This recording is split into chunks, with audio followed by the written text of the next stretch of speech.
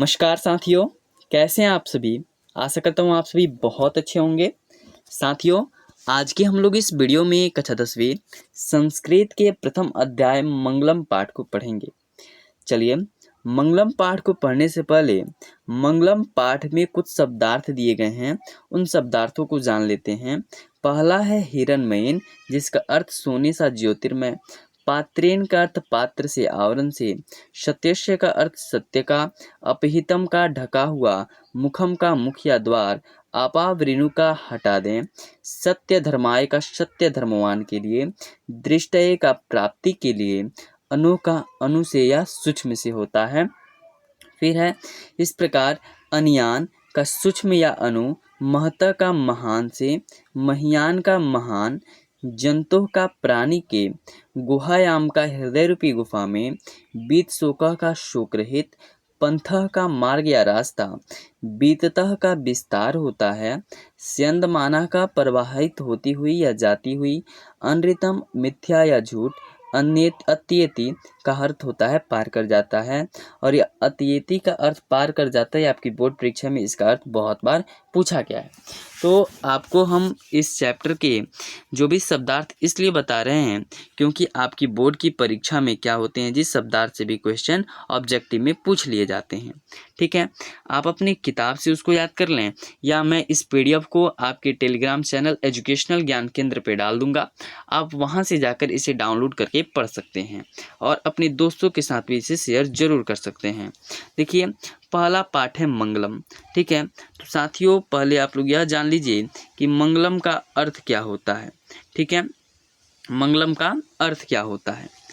चलिए, तो मंगलम का अर्थ होता है कोई भी शुभ कार्य। जैसे कि आप लोग यह अच्छे तरीके से जानते हैं कि आपके घर जब पूजा पाठ होता होगा या कहीं पे आप पूजा पाठ होते हुए देखे होंगे तो वहाँ पे बोला जाता है ओम मंगलम भगवान विष्णु। यहाँ पे मंगलम कहने का मतलब कोई भी शुभ कार्य हो रहा है तो उस शुभ कार्य के बारे में बताया जा रहा है। तो आप लोग एक शब्द में यह समझ लीजिएगा, इस मंगलम का अर्थ केवल होता है शुभ। मंगलम का अर्थ क्या होता है? शुभ। ठीक है, चलिए उसके बाद हम लोग चलिए पीछे की ओर बढ़ते हैं, आगे की ओर बढ़ते हैं, और आगे की ओर हम लोग बढ़ें तो उसमें हम लोग प्रथम पाठ मंगलम का अर्थ जान लिए। उसके बाद हम लोग जानते हैं इन सभी जो शब्द लिखे गए हैं, शब्द बना करके जो वाक्य बनाए गए हैं, इन सभी शब्दों का अर्थ जानते हैं। पहला है उपनिषदः वैदिक वाडमस्य अंतिम भागे दर्शन शास्त्रस्य सिद्धांताम प्रकटयन्ति। बोला जा रहा है जो उपनिषद है वो वैदिक वाडम्य के अंतिम भाग के दर्शन शास्त्र के सिद्धांत को प्रकट करता है। आपसे ऑब्जेक्टिव में पूछा जा सकता है कि उपनिषद जो है वो वैदिक वाडम्य के अंतिम भाग के किसके सिद्धांत को प्रकट करता है? तो दर्शन शास्त्र के सिद्धांत को प्रकट करता है। सर्वत्र परम पुरुषस्य परमात्मना महिमा प्रधानतया ज्ञेयते। बोला जा रहा है कि सभी जगह परम पुरुष परमात्मा की महिमा की प्रधानता के बारे में बताया जाता है, उनकी महिमा गाई जाती है। बोला जा रहा है कि हमारी जो संपूर्ण संसार है इसमें परम पुरुष परमात्मा की महिमा की प्रधानता बताई जाती है। तेन परमात्मनः जगत व्याप्त मानुषांशित चास्ति। वह परमात्मा जो सभी जगह क्या है जी? विद्यमान है, सभी जगह है। जगत व्याप्त मनुषांशित, जो सभी जगह विद्यमान है। स एवं सर्वेशा तपसा परम लक्ष्यम, जिनको पाना ही मतलब उस प्रभु को पाना, उस परमात्मा को पाना ही सभी का लक्ष्य होता है। असीमन पाठे परमात्मपरा उपनिषदा पदात्मका पैच मंत्रा संकृता संते। बोल रहा है कि इस पाठ में परमात्मा परम पुरुष परमात्मा के बारे में बताया गया है, और इस चैप्टर में जितने भी श्लोक लिए गए हैं वह उपनिषद से लिए गए हैं और पदात्मक श्लोक लिए गए हैं। जो और बोला जाएगा कि इस चैप्टर में कितने मंत्र हैं जी? 5 मंत्र हैं। ठीक है, तो बोला जाएगा कि यह पाठ जो है परमात्मा के बारे में बताया गया है जो उपनिषदों से लिया गया पदात्मक रूप में। और इस चैप्टर में कितने मंत्र हैं जी? तो 5 मंत्र हैं। अभी के सारांश की बात करें तो आप लोग से अभी तक यह बोर्ड की परीक्षा में पूछा जा सकता है, यह बताइए कि सभी जगह कौन व्याप्त है? मतलब परमात्मा। ठीक है, उसके बाद बोला जाएगा कि मंगलम पाठ जो है वह किससे संकलित है, तो उपनिषद से संकलित है।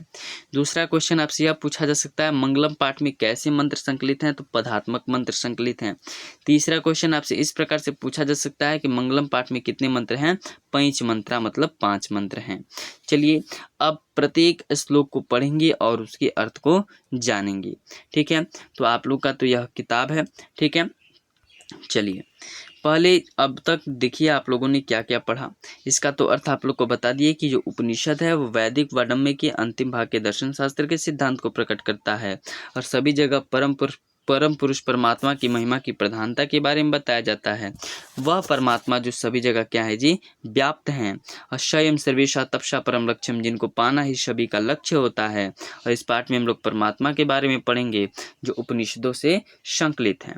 चलिए अब हम लोग आप लोग को यह बता दिए थे कि मंगलम का अर्थ शुभ होता है। ठीक है, इसको याद रखिएगा और यह भी याद रखिएगा कि उपनिषदों की संख्या कितनी होती है पूछ देगा, तो उपनिषदों की संख्या होती है 108। यह आप लोग को हमेशा याद रखना है। किताब में दिया नहीं है लेकिन ऑब्जेक्टिव में पूछा जा सकता है कि उपनिषदों की संख्या कितनी होती है, 108। और वेद की संख्या कितनी होती है, तो वेद की संख्या आप लोग जानते हैं 4 होती है। कौन कौन सा, ऋग्वेद, यजुर्वेद, सामवेद तथा अर्थवेद, यह वेद की संख्या है। और बोला जाएगा कि मंगलम पाठ किससे संकलित है, तो मंगलम पाठ उपनिषदों से संकलित है।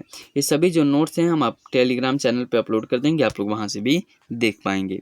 ठीक है, चलिए पहला श्लोक था आप लोग का, हिरण्मयेन पात्रेण सत्यशापहिंत मुखम तत्वपुष्णन पावृणु सत्य धर्माय दृष्टे।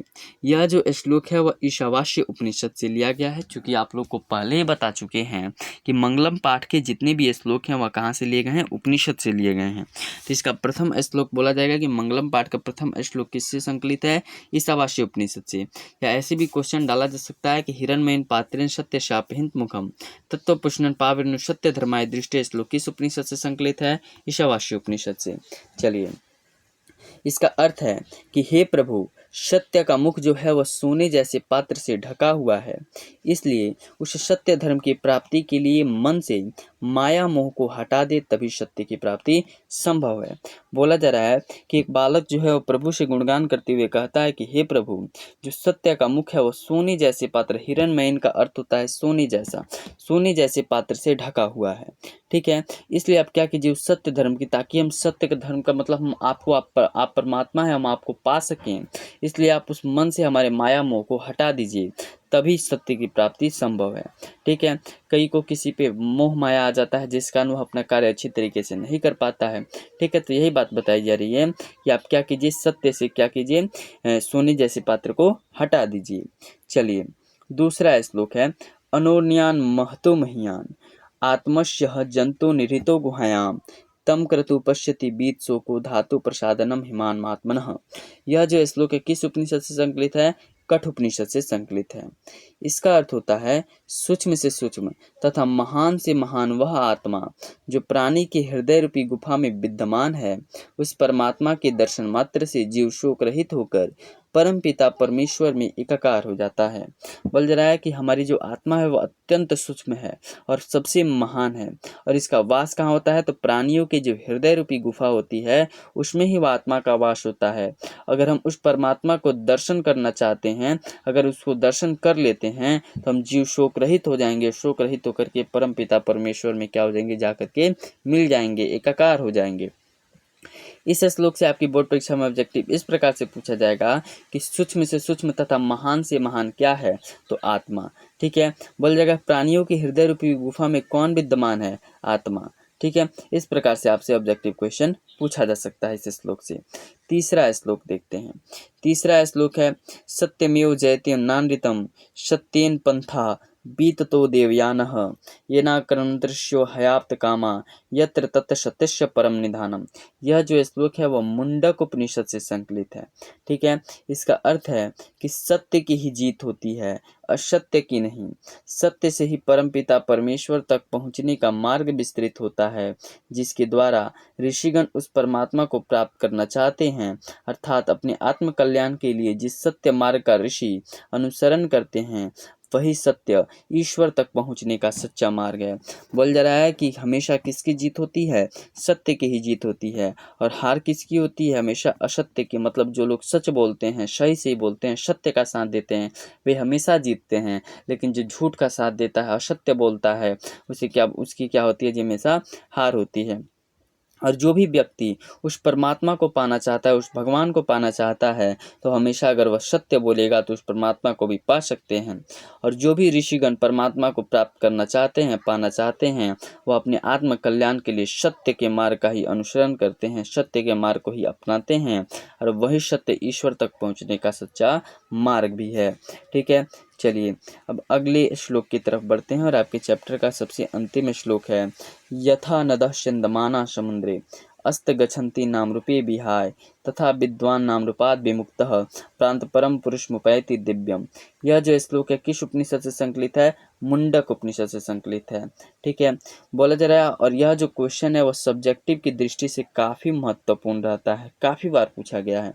इसका अर्थ है कि जिस प्रकार नदियाँ अपने नाम और रूप को छोड़कर समुद्र में मिल जाती हैं, ठीक उसी प्रकार विद्वान पुरुष भी अपने नाम और रूप को त्याग करके परमात्मा में एकाकार हो जाता है। बोला जा रहा है कि जिस प्रकार जो नदियाँ होती हैं वो अपने नाम और रूप को त्याग करके परमपिता परमेश्वर में, जिस प्रकार नदियाँ जो होती हैं अपने नाम और रूप को त्याग करके जिस प्रकार समुद्र में मिल जाती है, मतलब कहीं पे किसी नदी का नाम गंगा नदी है, कहीं पे यमुना नदी है, अगर वह जा कर के समुद्र में मिल जा रही है तो उसको गंगा और यमुना नहीं बोलेंगे बल्कि एक समुद्र का नाम देंगे। ठीक उसी प्रकार जो भी विद्वान पुरुष होते हैं, जो भी ज्ञानी पुरुष होते हैं, वह अपने नाम और रूप को छोड़ देते हैं और परमपिता परमेश्वर में क्या हो जाते हैं जी? एकाकार हो जाते हैं। यह क्वेश्चन ऑब्जेक्टिव और सब्जेक्टिव दोनों की दृष्टि से है।